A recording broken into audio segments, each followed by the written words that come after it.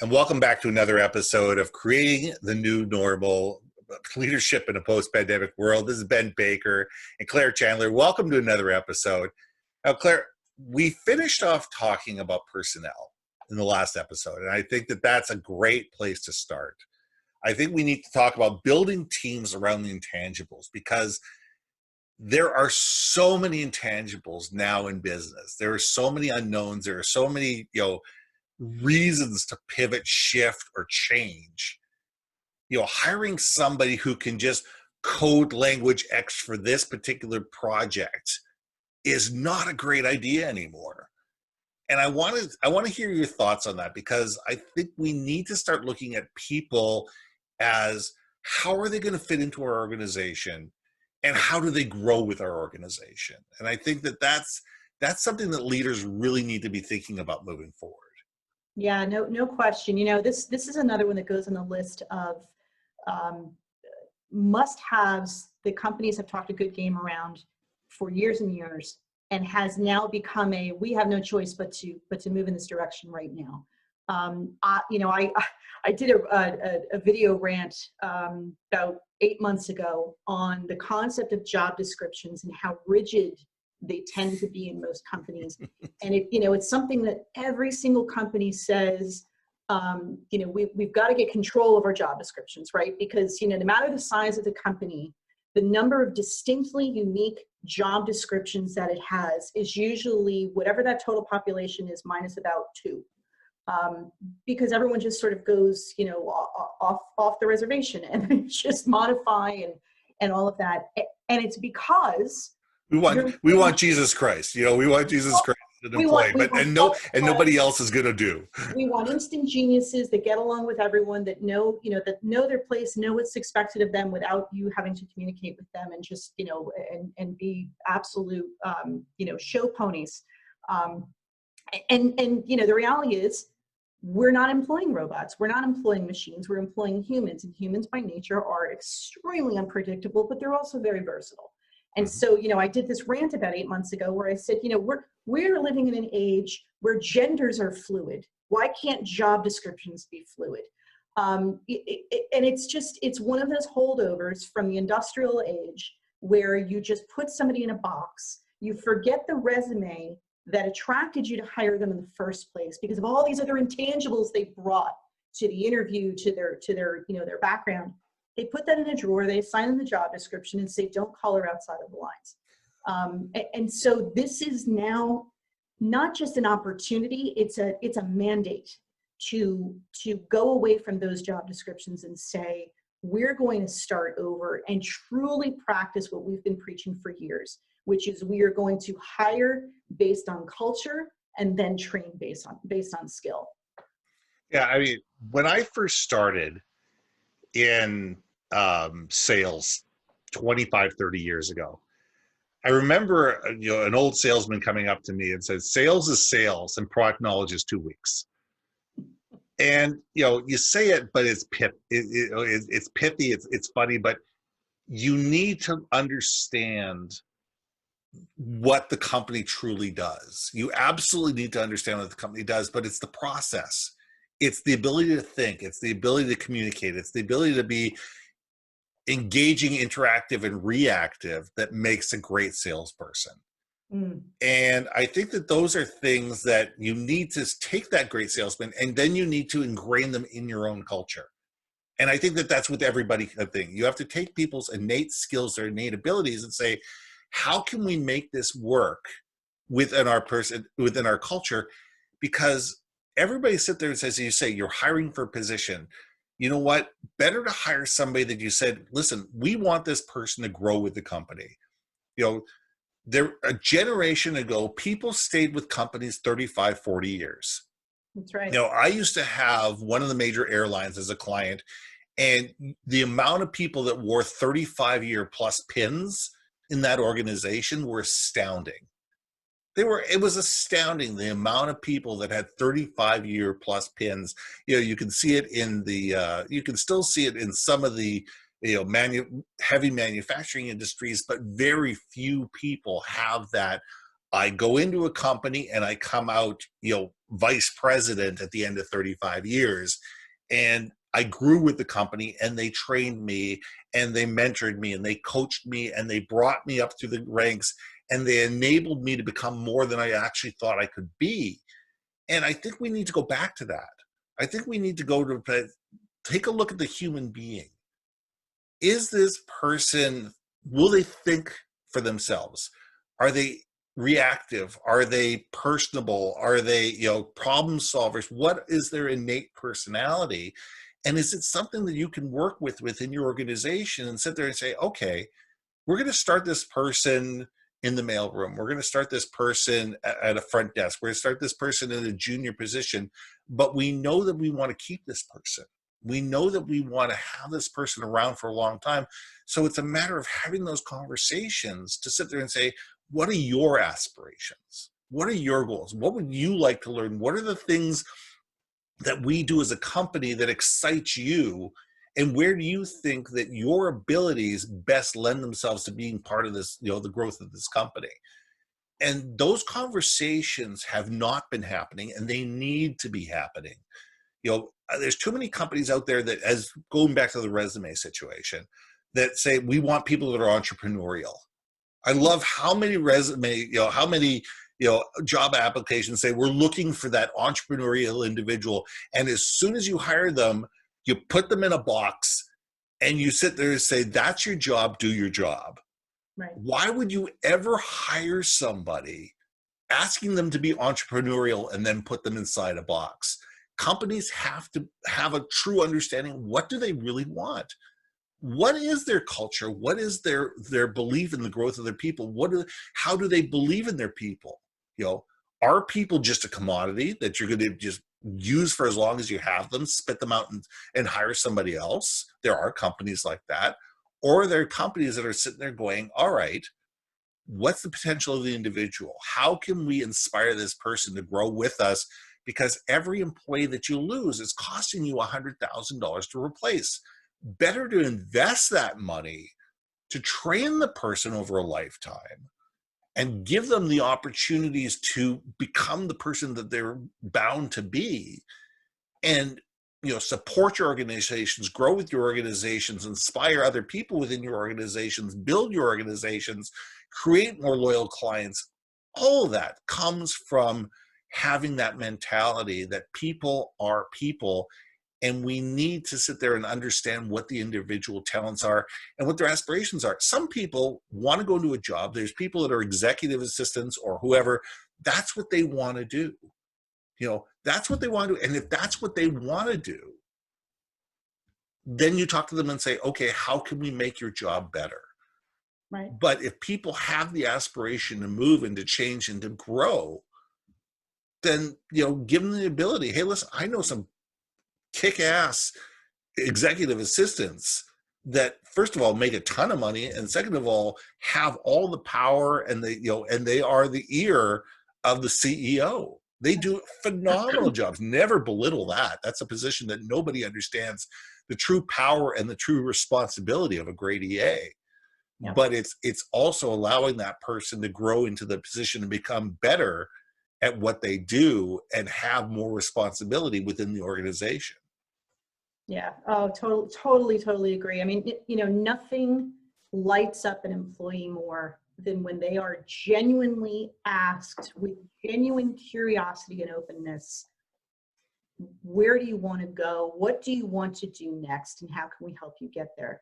And, a lot of leaders, we put a lot of emphasis on the job of a leader is to give clear expectations and to remove barriers to their success. And I think over time, leaders have gotten pretty good, some still struggle, but with the first part, right? With conveying clear expectations. And the more connected they are to the why and where they're headed, the easier it is to convey expectations and sort of modify, give feedback and give coaching that keeps them on the right path toward that.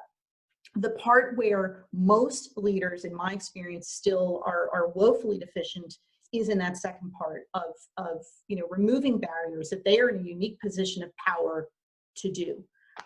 You talk about some of these legacy industries where people have spent 30, 35 years. I spent about 15 years in the utility industry, and I was still somewhat of a newbie compared to people that, we had an annual service awards dinner where people were getting pins for 40 years and 45 years. And there were multiple generations of the same family who grew up, at the treatment facility. And that's what they knew. And to your point, some of them stayed in operations and, maybe moved up a little bit and got, more complexity in their job. Whereas others moved into more of a, managerial role. But what was great about spending my close to 15 years there was that I had at least 5 different career changes. And the most profound one was in a direction I never thought I would go. And it was because we had a relatively new CEO. He was extremely experienced. He was not new to being a CEO. In fact, it was his last CEO assignment before he retired. And he was probably the best executive I have ever been led by. And I still remember he sat me down once. This is the CEO. And I was a manager or a director at the time. I was not a direct report to him. And he had come in to the company and he had said, his vision was very, very clear. He said, we are going to be about 3 things: employees, customers, and efficiency. And if we get those 3 things right, then, the profitability, the innovation, the sustainable growth, all of those other things are going to be fruits from that tree, right? And it was such a simple yet profound message because everyone could attach some meaning between what they did as their job and at least one of those 3 pillars of his vision. And he sat me down one day because at the time I was in a communications role, but I was also splitting time over in our customer service department because they needed some training and some resources. And he sat me down and he said, Claire, he said, I like what I've seen in you, and I see that you've got communications and you've got this, affinity for customer service, et cetera.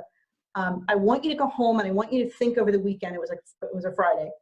Come back to me on Monday and let me know what you want to do next. And I thought about it over the weekend and I came back to him on Monday and I said, I've heard you loud and clear that one of the pillars of your vision is customers. And I would like to commit the next phase of my career into customer service. And he said, done. And I literally wrote my job description because Nice. I knew what was important in his vision and where I could contribute what I was good at, what I believed in, what I was passionate about into a role that I filled for, I think, about 3 years there. And the takeaway from that is here's a leader who didn't stand on structure. Yes, you need a certain level of hierarchy, but he deeply believed in putting people in a position where they can contribute their best work, their best energy, their best ideas. And to hell with what the job description says, because he didn't pay much attention to that. And I know a lot of companies would hear that and have heard that and say, oh my God, but then you're talking about chaos. How many leaders do you know with very established hierarchies and long legacies of well-documented job descriptions who actually manage by chaos because they know no other way? So if you're telling me that if we blow up job descriptions and just put people in positions where they can contribute their best, that's going to be chaos, they're worried about the wrong things. Yeah. Well, I mean, the first thing I hear from that is, this is a phenomenal leader. This is not a manager of people. This is a leader. This is someone who articulates their vision and they're not afraid of losing somebody, in order to make sure that person is fulfilling their purpose. And I think that there's too many leaders out there. First of all, they're ill-trained. The Peter Principle still lives and still rampant throughout the world. We are hired to the level of our incompetence, or we are promoted to the level of our incompetence.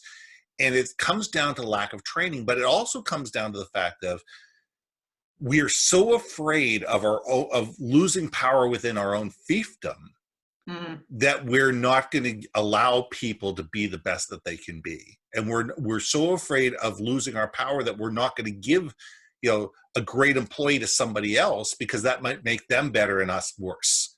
Instead of looking at saying, what's the best thing for the organization as a whole? What's the best thing for that individual person? Where is the company going to be best served by this person? Where are their true talents, and are they happy? Are they happy? Are they productive? Are they engaged? And if it means moving somebody to a different department, or giving them a promotion, or giving them, retraining them, or doing whatever needs to be done, that makes the company better. And people need to stop thinking about my fiefdom versus your fiefdom, versus my budget versus your budget, and whether I'm going to get promoted, you're going to get promoted. Guess what? You're going to get promoted if you're the person who's the better leader. If you're the person who inspires people, if you're the one who have the team that absolutely digs in and gets stuff done and is inspired and motivated, people are going to see that, and they're going to sit there and say, listen, why are these people motivated and all that? Hey, wait a second. The person who's leading them is doing a great job, and he's or she is inspiring these people to be their best. Tap, tap, tap on the shoulder comes, we have a position at the next level. Love to talk to you about it. That's how leaders become better leaders, is by waking up every single morning and say, how can I make my team better? What tools do my team need for them to be better at what they do? And forget about the ego. Forget about it. It's all about me. Forget about, my own self-importance. That stuff has got to go out the window. It's got to go absolutely out the window. And we need to start thinking about, how do we, as you said, how do we take care of employees? How do we take care of customers? If we're taking care of employees and we're taking care of customers, we're living our purpose, and we're doing the job that we're supposed to be doing as a company, everybody wins. If you're so worried about your own little fiefdom, if you're so worried about your own little budget, you're thinking too small. That's right. And man, everything you said just resonates loud and clear with me, because I do think one of the things you just touched upon is that companies typically promote leaders because they are ambitious, right? Versus aspirational. And if a lot of managers say they aspire to leadership, but what they really say is, that's where the money, that's where the power is. Mm-hmm. And therefore I want that. Versus somebody who gets it on an instinctual and a practice level, who says, my leadership is defined by the level at which people follow me, and the level to which I am leading them down the right path toward fulfilling our mission. That's an aspirational leader. An ambitious leader sees the leather chair, the compensation, the stock options, and that's why they want to be in that seat. And too often, I think companies promote based on ambition, not on aspiration. Well, that's having the wrong culture. 100%. It's true. It's truly is a cultural thing. It's like watching the C-suite, and I love watching the dynamic of a C-suite, because there is only one chair at the top, and that's the CEO position.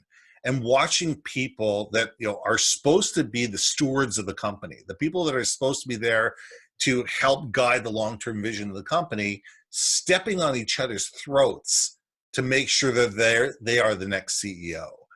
Right. And it's the wrong mentality.